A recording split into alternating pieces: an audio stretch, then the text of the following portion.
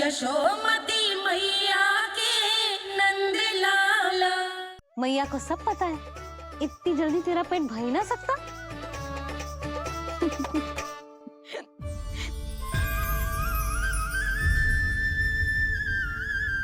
ये क्या है लल्ला?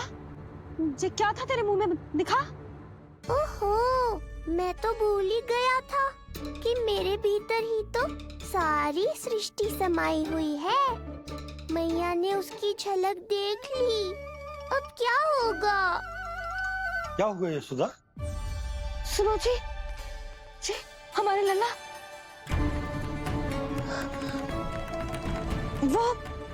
वो इसके मुंह में। क्या? भूल जाओ ना मैया, कुछ नहीं था मेरे मुंह में। लल्ला मुंह खोल के बाबा को दिखा। अरे क्या देख रही है उसके मुंह में?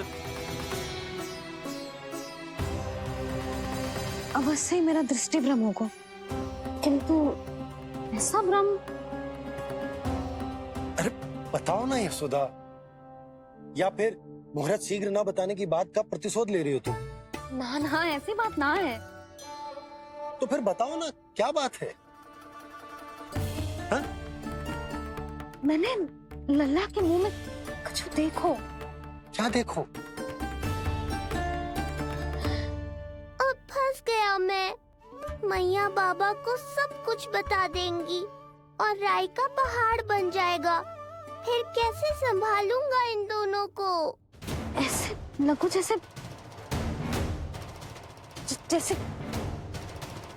जैसे पूरा का पूरा ब्रह्मांड।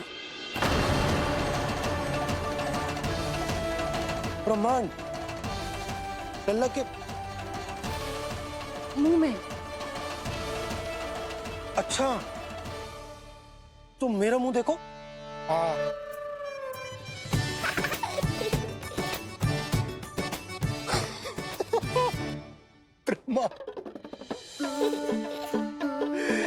यशोदा, मुझे पता था आप मेरा उपहास उड़ाओगे। अरे नहीं, तुम देखो तो सही।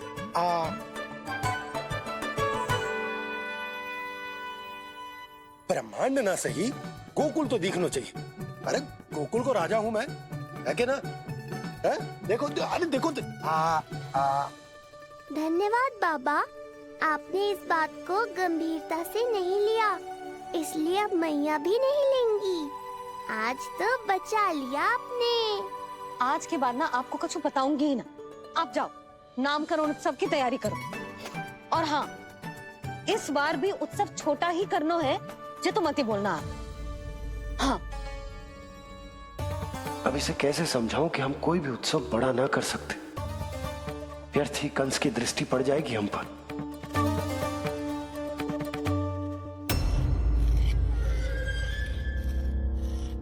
लगता है आपके सैनिक और तलवार दोनों की धार कुंद पड़ गई है महाराज।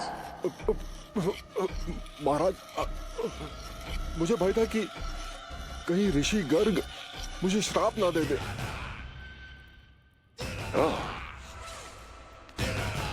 तो श्राप से भयभीत हो गए दुर्जन, किंतु कंस तो कोई श्राप नहीं देता, सीधा मृत्यु देता है। ऐसा न करें महाराज, दया करें, दया निदान। यदि मैं उनकी इच्छा के विरुद्ध भीतर जाने की कोशिश करता तो जितनी सूचना मुझे मिली है उतनी भी नहीं ला पाता। तब आपको कैसे पता चलता महाराज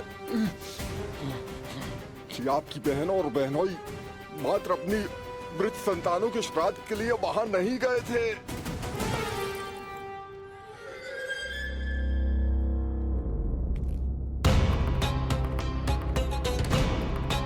आगे बोलो। पूरी तरह तो नहीं सुन पाया महाराज, किंतु मैंने स्वयं अपने नेत्रों से देखा है महाराज। राजकुमारी देवकी ने ऋषि गर्ग के हाथ में कुछ दिया था। ये सत्य है महाराज, और ऋषि गर्ग ने उन दोनों को वचन भी दिया था। सही समय की प्रतीक्षा कीजिए राजन, आपके दोनों कार्य पूर्ण होंगे। महाराज, मैं आपका सबसे विश्वसनीय सेवक हूं। आपके हर आदेश का पालन करना मेरा अधिकार है और मैंने अपने अधिकारों का पालन किया भी है महाराज। किंतु फिर भी यदि मेरी ओर से कोई भूल हुई हो, मुझे क्षमा करे दयानिधान, मुझे क्षमा करे। इसका अर्थ है कि उत्कच सही कह रहा था। वो दोनों अवश्य ही कोई ना कोई षड्यंत्र रच रहे हैं मेरे विरुद्ध। समय आ गया है, अब मुझे किसी ऐसे की खोज करनी होगी जो उतना ही शक्तिशाली हो जितनी की मेरी ये तलवार।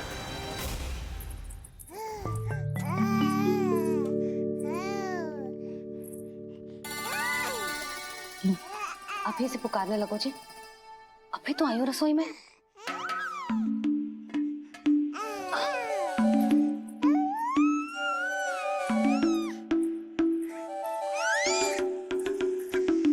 शीघ्र ही तुझे भी अपने बाबा का हाथ बटाना पड़ेगा, समझ रहे हो ना? बटाएगा ना हाथ? अभी जे 100 दिन का भी ना हो और जे इस नन्हे से बालक को काम काज का भार सौंपने की बात करने लगे।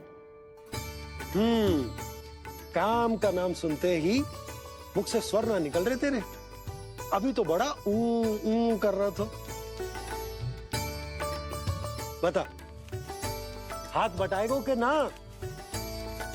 अरे बता ना।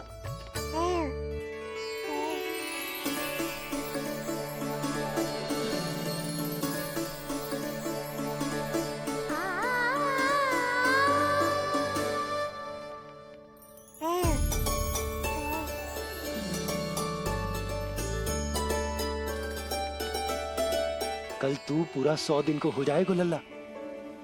पंडित जी आएंगे, तुझे नया नाम मिलेगा। देखो तो मन में तो इनके भी कितना उत्साह भरो है, बस दृष्टि में मैं ही आती हूँ।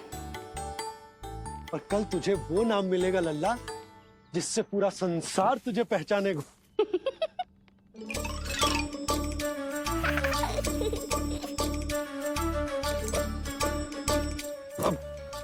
लल्ला, कितना कार्य शेष है और तूने मुझे बातों में लगा लियो। मुझे क्यों फंसा रहे हो बाबा? छुपाने की कोई आवश्यकता ना है। जितनी उत्साहित मैं हूँ उतने ही उत्साहित आप भी हो इसके नामकरण को लेके, पता है मुझे। लल्ला के नामकरण पे उसके बाबा उत्साहित ना होंगे? बिल्कुल होंगे, इसीलिए तो कह रही हूँ अपना उत्साह बांटो अपने लल्ला के साथ। मैं अभी आई। अच्छा, ऐसे तो तुम लल्ला को छोड़ के कहीं ना जाती। अभी कहाँ चली? रोहिणी जिज्जी के पास, और कहाँ? लल्ला और उसके दाऊ के नामकरण की तैयारी करनी है कि ना?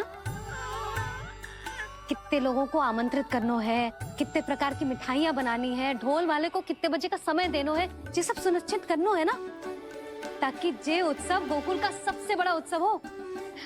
अरे सूची देनी है जिज्जी को।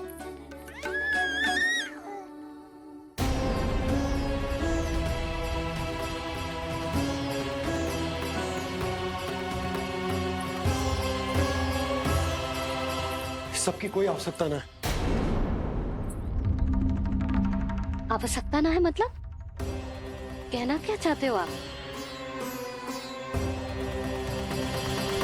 मैं ये कहना चाहता हूँ कि यशोदा, सत्य तो ये है कि हमें दुख में ना अत्यधिक दुखी होना चाहिए और ना सुख में अत्यधिक उत्साहित। प्रसन्नता कितनी भी क्यों ना, हमें उत्सव संयम से ही मनाना चाहिए। इतने वर्ष संयम ही तो रखा था ना नंद जी। जे समय संयम का ना आनंद से बावले हो जाने का है। यशोदा, हम आयोजन छोटा ही करेंगे। मैं कुछ सोच समझ कर ही तो कह रहा हूँ। पर क्यों? मुझे भी तो समझाओ। हर बात समझाने की ना होती यशोदा। अच्छा, पति पत्नी में भेद हो तो है? ठीक,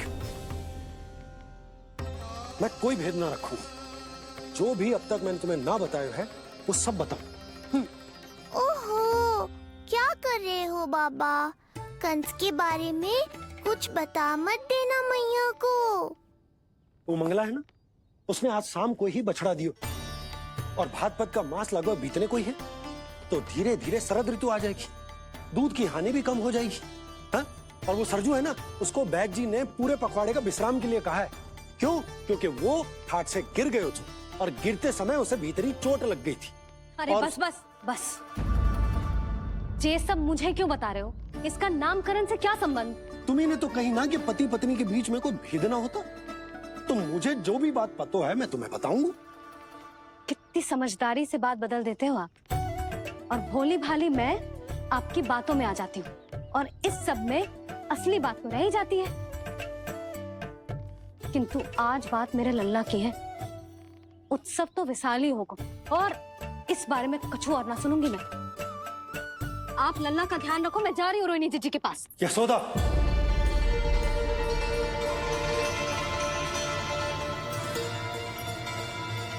बात केवल सुनने की ना होती, उसे समझना भी पड़ता है।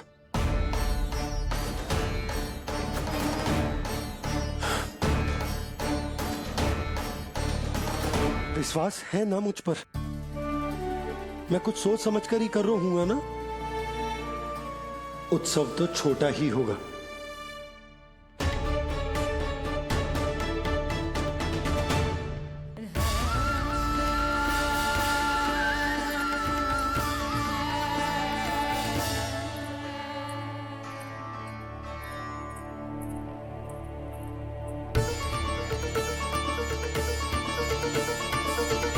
क्षमा करना लल्ला, तेरी मैया को डांटना पड़ गया। आपको मेरी सुरक्षा की चिंता है बाबा, समझता हूँ मैं, इसलिए आपने ये निर्णय लिया है। समझ में नहीं आता, कब कौन सा निर्णय क्यों लेते हैं आप? यदि कंस को समझना इतना आसान होता तो कंस नहीं होता। ये नया सिंहासन उसके लिए है जो मेरा विश्वास पात्र बनेगा।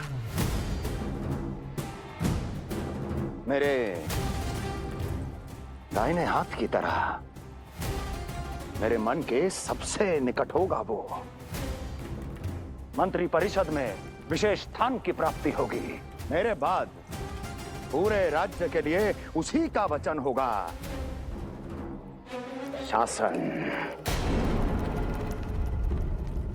किंतु ये अधिकार केवल उसे प्राप्त होगा जो मेरी परीक्षा में उत्तीर्ण होगा। मेरा सबसे महत्वपूर्ण कार्य करेगा वो। इसलिए जाओ, कह दो सभी बाहुबलियों को, महाबलियों को, दैत्यों को, दानवों को, प्रेतों को, पिशाचों को, सभी को ये सूचना दे दो ना ना ना ना, सूचना नहीं, चुनौती दो कि यदि साहस है तो आए, मेरी परीक्षा में उत्तीर्ण हो और इस सिंहासन पर बैठने का अधिकार प्राप्त कर ले। जाओ। और हां, ये अवश्य कहना कि केवल वही आए जिनके हृदय में साहस का ज्वालामुखी धधकता हो, जिनकी तलवारें पर्वतों का सीना चीरने को व्याकुल हो, जिनकी संकल्प शक्ति इतनी दृढ़ हो कि मृत्यु से टक्कर ले लें। कायर नहीं चाहिए मुझे।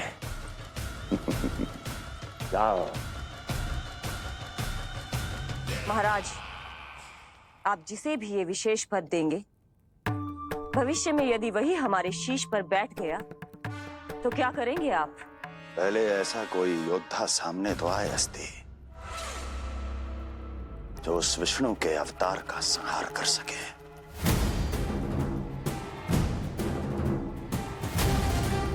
और जहां तक प्रश्न है हमारे शीश पर बैठने का, तो स्मरण रखो अस्ति,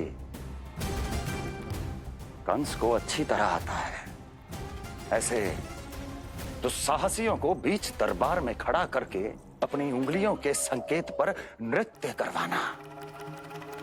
ता दीर्घ ता और अपना कार्य सिद्ध होने के बाद उनके तन से उनके शीश को उतारना। कंस को भली भांति आता है।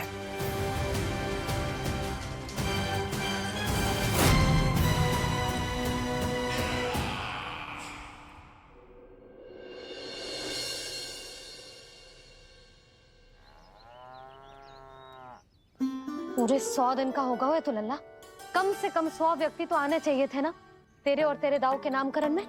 हाँ, अब तुम मुस्कुरा क्या रहो है? तू ही बता, जे भवन देख के लग रहा है कि यहाँ कोई उत्सव है? बिना अतिथियों के कैसा उत्सव और कैसा आनंद, तू ही बता। और मैं करूं भी तो क्या? पता है लल्ला, मुझे तो लग रहा है तेरे बाबा ना कंजूस हो गए हैं। नहीं तो भला और क्या समस्या हो सकती है उन्हें बड़े आयोजन से? अरे गोकुल के राजा का लल्ला है तू, राजकुमार। यदि तेरा आयोजन बड़ा ना होगो तो भला किसका होगो?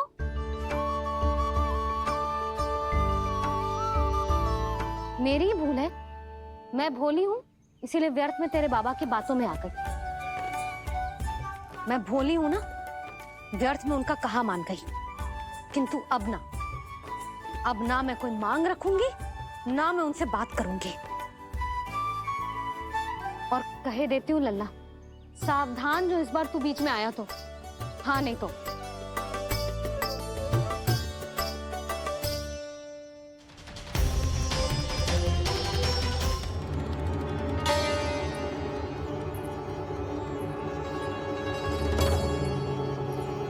क्या होगा? हाँ, सब ठीक तो है ना? आप इतनी चिंता में क्यों हो जी? कुछ बुरी सूचना तो ना मिली? अब जे मत कहना कि जे भी मुझसे छुपाना पड़ेगा। जो भी है मुझे बताओ। पंडित सदानंद जी महाराज वो नामकरण के लिए ना आ सके। उनकी बिटिया के पांव भारी, उसे लिवाने वो समझाने गए। ये तो शुभ समाचार है।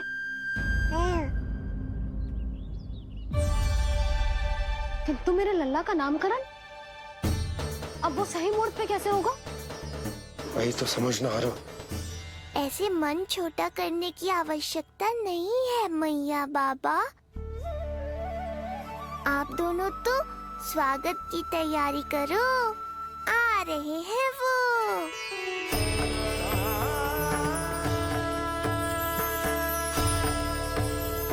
लो, आ गए वो जिनकी मुझे प्रतीक्षा थी। आप दोनों व्यर्थ ही चिंता कर रहे थे।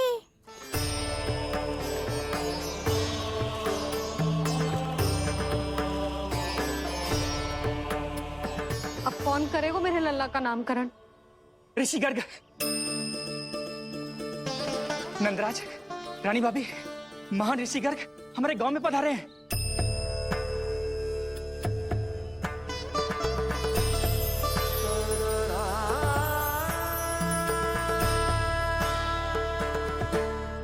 ऋषि गर्ग गोकुल में? हाँ नंदराज, और कह रहे थे उन्हें यादव राज वासुदेव जी ने भेजो है रानी जी के पास। अरे तो तुम लोग खड़े खड़े क्या देख रहे हो? जाओ उनके सत्कार की तैयारी करो। जी यशोदा, उनके स्वागत की तैयारी करो। सुनो जी, वो तो यादवों के कुलगुरु है ना, रोहिणी जीजी के यहाँ आए हैं, हमारे यहाँ आएंगे। आप देखती जाओ मैया, वो सीधे हमारे घर ही आएंगे।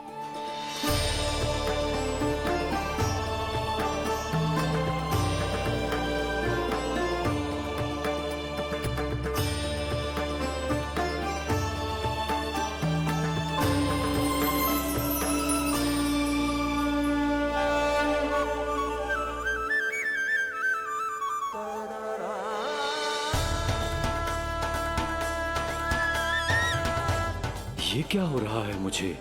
मैं उस भवन की ओर क्यों बढ़ा जा रहा हूँ? क्योंकि आपके यहाँ आने से ही मेरी मैया बाबा की चिंता समाप्त होगी ऋषिवर। ये बात तो मैं न जानता, परंतु मुझे जाकर उनको स्वागत करना चाहिए।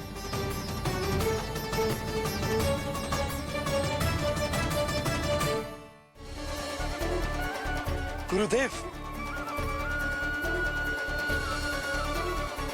कल्याण हो। भगवान श्री नारायण के महान भक्त आज हमारे गांव में पधारे। हमारा जीवन सफल है गया आज। वो भवन आपका है नंदराज? आपके शुभ चरण पड़ेंगे तो हमारा जय भवन पवित्र हो जाएगा। इतने बड़ी ऋषि अगर हमारे घर पधारेंगे तो हमारे तो भाग्य ही संवर जाएंगे।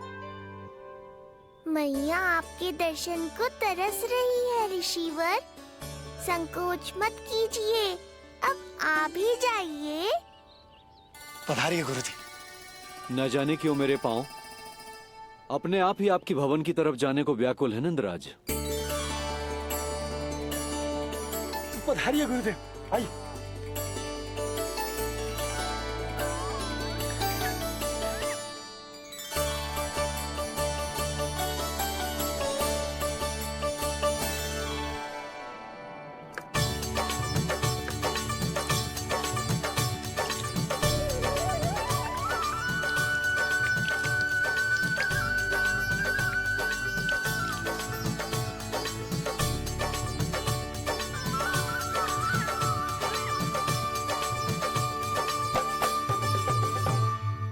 कल्याण हो। पधारिए।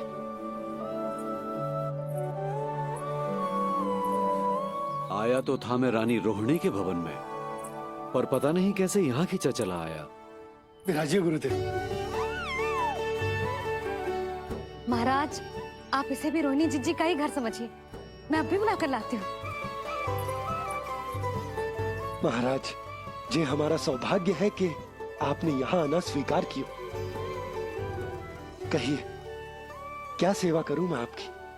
मुझे आपके भाई वासुदेव ने भेजा है नंदराज।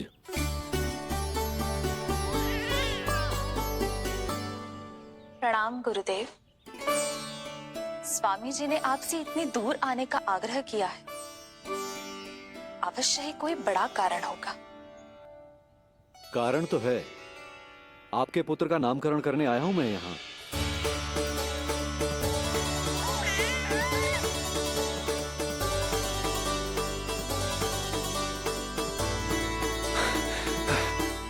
ऋषिवर, तब तो आप अत्यंत ही शुभ दिन पधारे। आज का ही मुहूर्त निकलो है भाभी के लल्ला और हमारे लल्ला के नामकरण के लिए। परंतु पंडित जी गांव से बाहर हैं, इसीलिए आप। अब तो आप यहाँ आ गए हो, आप हमारे भी लल्ला का नामकरण कर दो ना। पुत्री, ये क्या कह रही हो तुम?